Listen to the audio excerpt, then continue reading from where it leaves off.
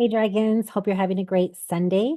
Um, so I just wanted to come on today to just kind of give you a briefing as to all things happening at our school. All right, first of all, I just want to say thanks for all the work that you're doing. Just the caliber of work that you all are just stepping up to. It's just so exciting for me to see how our entire school unit is coming together and just know the vision. We all know where we're going. We know what we need to do. It's very systemic.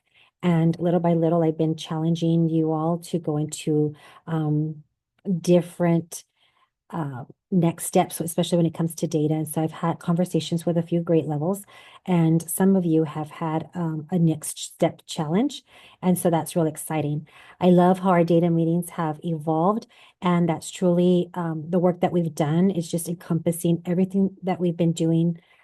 This is year three. Year three is the year that you start to see the changes in the dynamics of a school.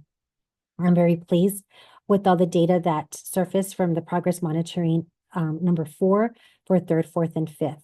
Now, just kind of using the same data components, we're showing that based on the assessment items that we used, we would be at a B.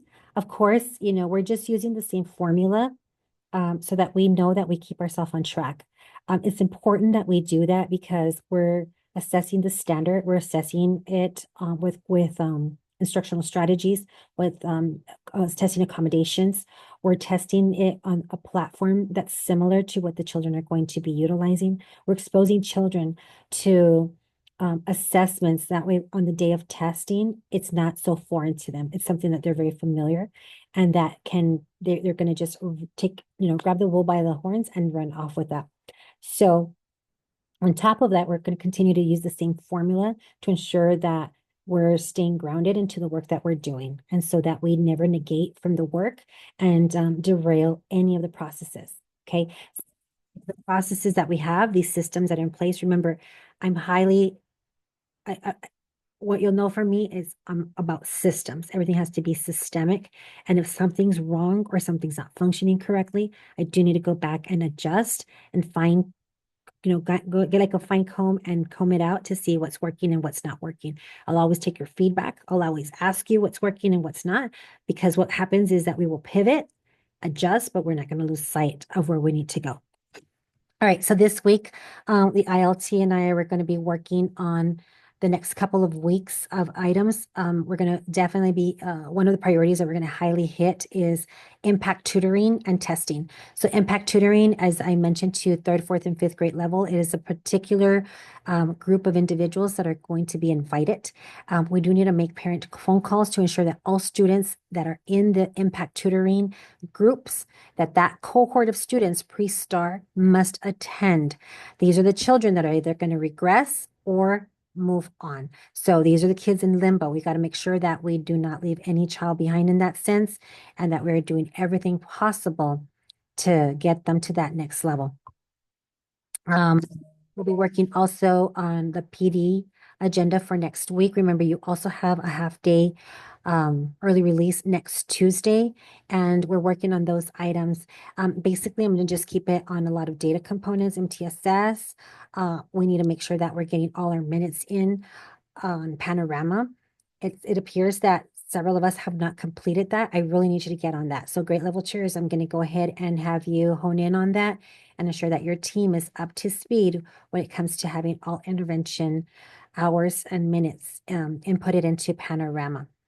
All right, so then the next thing too is I'm going to be visiting Zavala during parent-teacher conferences, and that's part of the expectations that are happening every month that we're doing different activities with Zavala. And that'll be one of them. I'll be at Zavala between 3:30 and 5:30 to make myself available to families. And so one thing that is a little different for me versus from our other sister school, Cooley, is that the parents are not familiar with who I am. So this is going to be, I'm going to use this time to introduce myself and for them to get to know who I am and what Douglas has to offer them and their children. And then on Wednesday, starting this Wednesday, every Wednesday, I'll be meeting with Dr. Carmona, which is the Deputy Superintendent of Schools.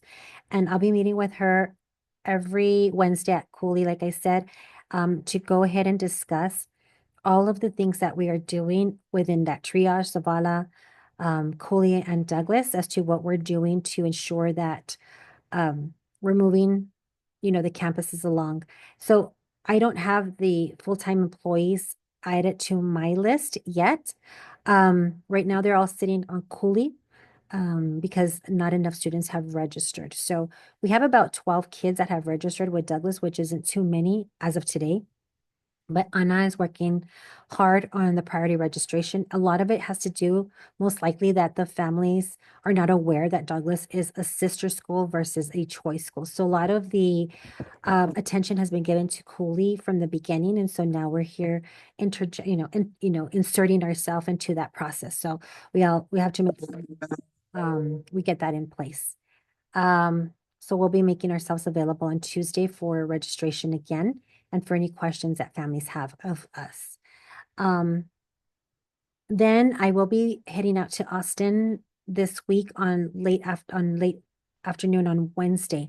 And so one of the things I'm working on, as you know, I'm president of my association, and some of the work that I do is also representing EPISD.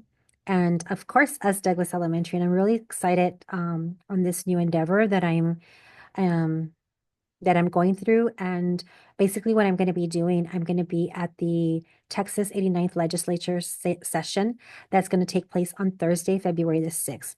And so what that's going to consist of is me being out there with other advocates, other educators that believe in public schools and the work that we do as educators. So I'm going to be out there fighting and advocating for us, public school educators, for teachers, for principals, because of our students.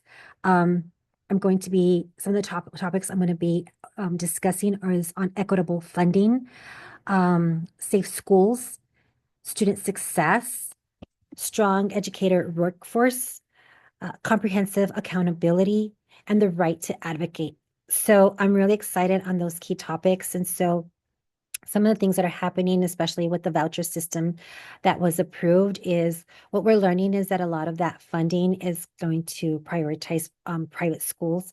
And so at the moment, right now, what we're understanding is that public schools are going to be receiving $6,100 per pupil in the public school setting, and the private schools are going to be receiving 16,000. So that's a huge inequity. And so as Texas educators, I'm going with a team to go and advocate for us in our state, for us in our community, in our district, and here for our students here at Douglas.